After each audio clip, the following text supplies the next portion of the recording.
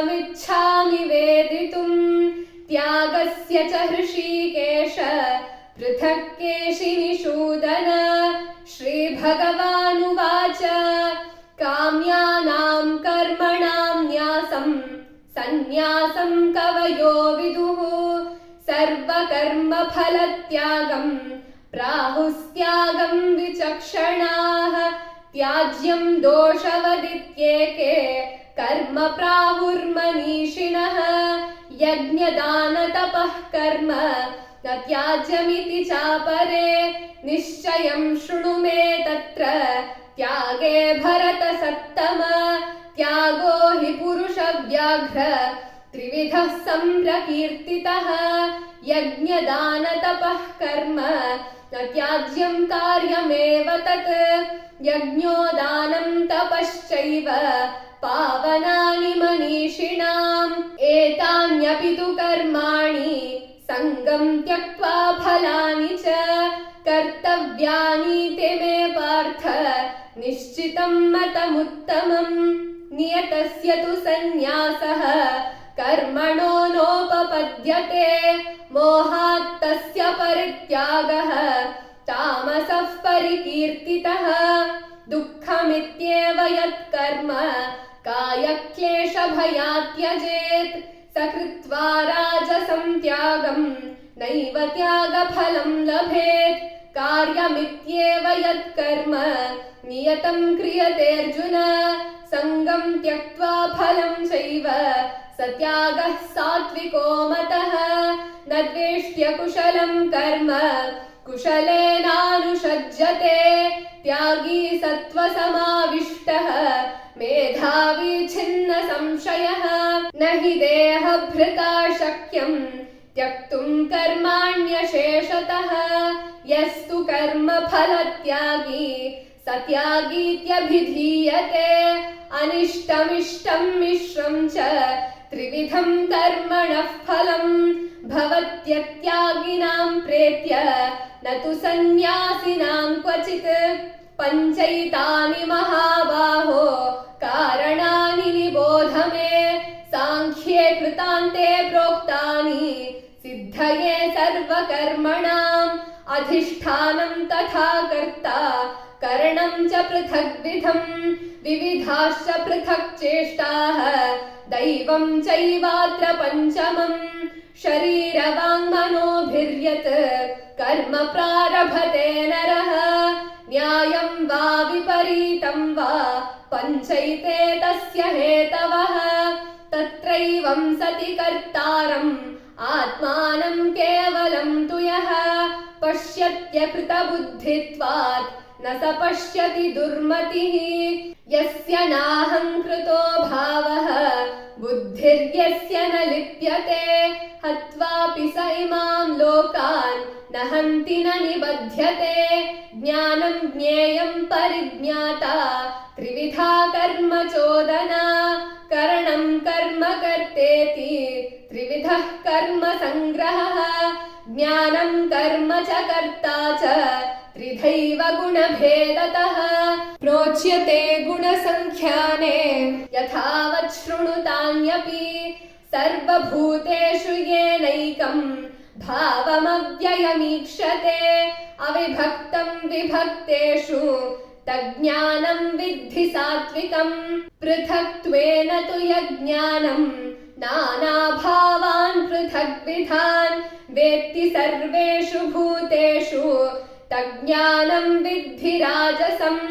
यत्तु कृत्स्नवदेकस्मिन् कार्ये सक्तमहैतुकम् अतत्त्वार्थवदल्पं च तत्तामसमुदाहृतम्। नियतं सङ्गरहितम् अरागद्वेषतः कृतम् अफलप्रेप्सुना कर्म यत्तत् सात्विकमुच्यते। यत्तु कामेप्सुना कर्म साहङ्कारेण वा पुनः क्रियते बहुलायासं तद्राजसमुदाहृतम्। अनुबन्धं क्षयं हिंसाम् अनपेक्ष्य च पौरुषम् मोहादारभ्यते कर्म यत्तत्तामसमुच्यते। मुक्तसङ्गो नहं वादी धृत्युत्साहसमन्वितः सिद्ध्यसिद्ध्योर्निर्विकारः कर्ता सात्विक उच्यते रागी कर्मफलप्रेप्सुः लुब्धो हिंसात्मको शुचिः हर्षशोकान्वितः कर्ता राजसः परिकीर्तितः अयुक्तः प्राकृतस्तब्धः शठो नैष्कृतिकोलसः विषादी दीर्घसूत्री च कर्ता तामस उच्यते बुद्धेर्भेदं धृतेश्चैव गुणतस्त्रिविधं शृणु रोच्यमानमशेषेण पृथक्त्वेन धनञ्जय प्रवृत्तिं च निवृत्तिं च कार्याकार्ये भयाभये बन्धं मोक्षं च या वेत्ति बुद्धिः सा पार्थ सात्विकी यया धर्ममधर्मं च कार्यं चाकार्यमेव च अयथावत् प्रजानाति बुद्धिः सा पार्थ राजसी अधर्मं धर्ममिति या मन्यते तमसावृता सर्वार्थान् विपरीतांश्च बुद्धिः सा पार्थ तामसी धृत्वा यया धारयते मनः प्राणेन्द्रियक्रियाः योगेनाव्यभिचारिण्या धृतिः सा पार्थ सात्विकी यया तु धर्मकामार्थान् धृत्वा धारयतेऽर्जुन प्रसङ्गेन फलाकाङ्क्षी धृतिः सा पार्थ राजसी यया स्वप्नं भयं शोकं विषादं मदमेव च न विमुञ्चति दुर्मेधाः धृतिः सा पार्थ तामसी सुखं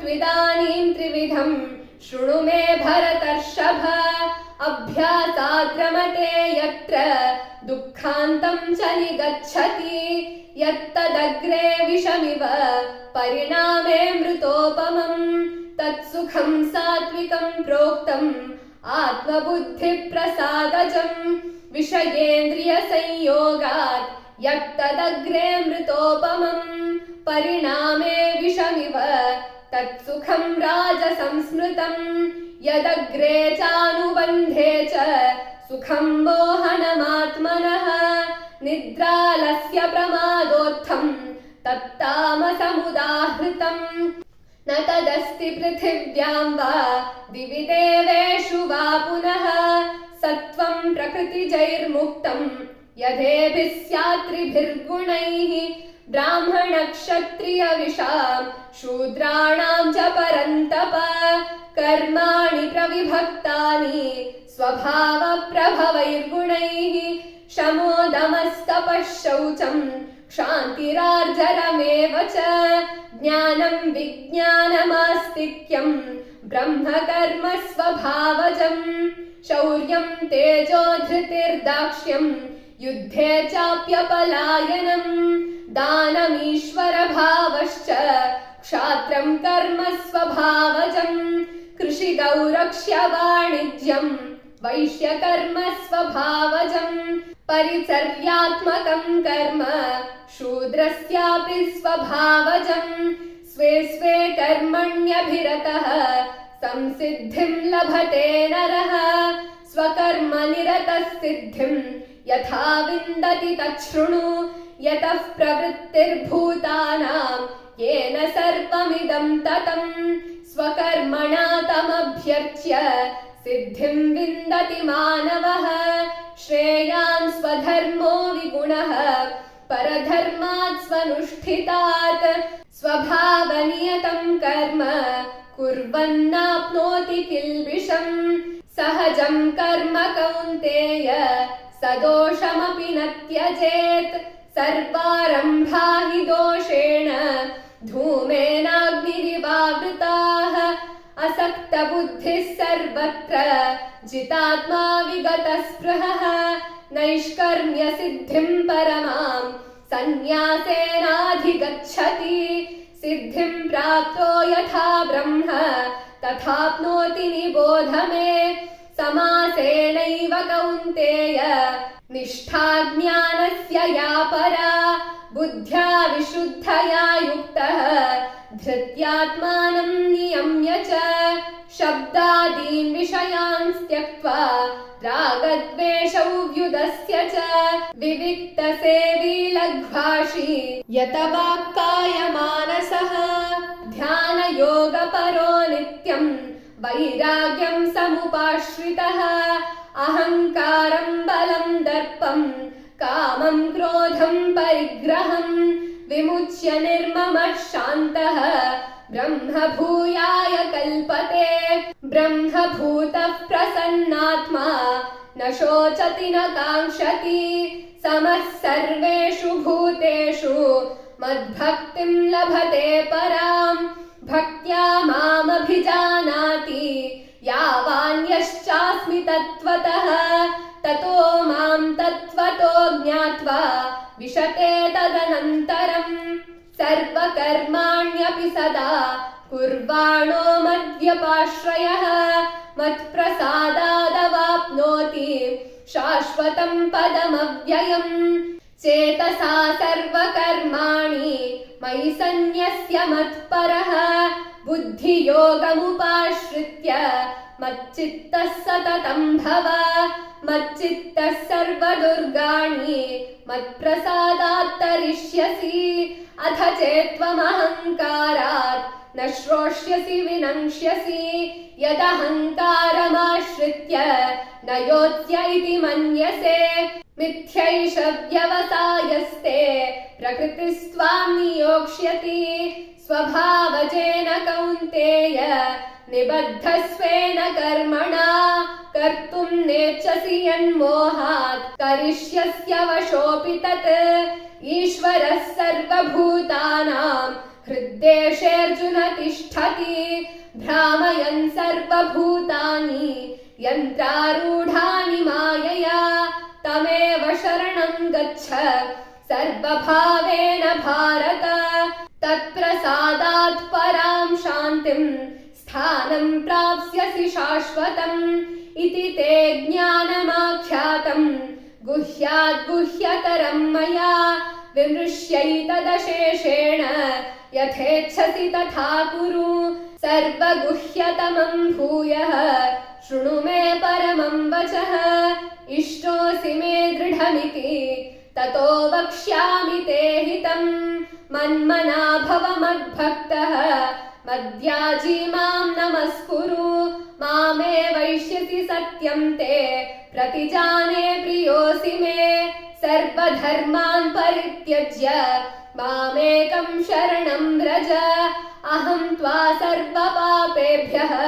मोक्षयिष्यामि मा शुचः इदं ते न तपस्काय न भक्ताय कदाचन न चाशुश्रूषवे वाच्यं न च मां योऽभ्यसूयति य इमं परमं गुह्यं मद्भक्तेष्वभिधास्यति भक्तिं मयि परां कृत्वा मामे वैष्यत्य संशयः न च तस्मान्मनुष्येषु कश्चिन्मे प्रियकृत्तमः भविता न च मे तस्मात् अन्यः प्रियतरो भुवि अध्येष्यते च य इमं धर्म्यं संवादमावयोः ज्ञानयज्ञेन तेनाहम् इष्टस्यामिति मे मतिः श्रद्धावाननसूयश्च शृणुयादपि यो नरः सोऽपि मुक्तः शुभान् लोकान् प्राप्नुयात् पुण्यकर्मणां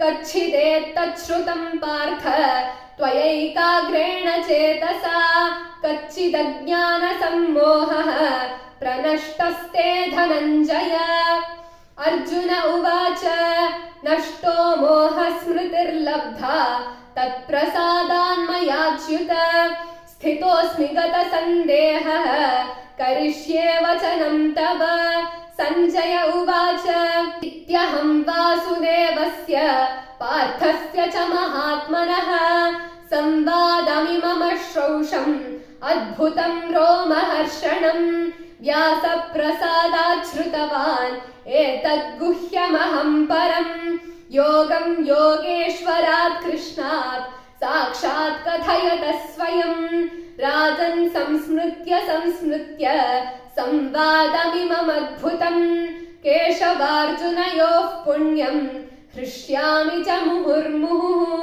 तच्च संस्मृत्य रूपमत्यद्भुतं हरेः विस्मयो मे महान् राजन् हृष्यामि च पुनः पुनः यत्र योगेश्वरः कृष्णः यत्र पार्थो धनुर्धरः तत्र श्रीर्विजयो भूतिः ध्रुवा नीतिर्मतिर्मम ॐ तत्सत् इति श्रीमद्भगवद्गीतासु उपनिषत्सु ब्रह्मविद्यायां योगशास्त्रे श्रीकृष्णार्जुनसंवादे मोक्षसंन्यासयोगो नाम 18 अध्यायः।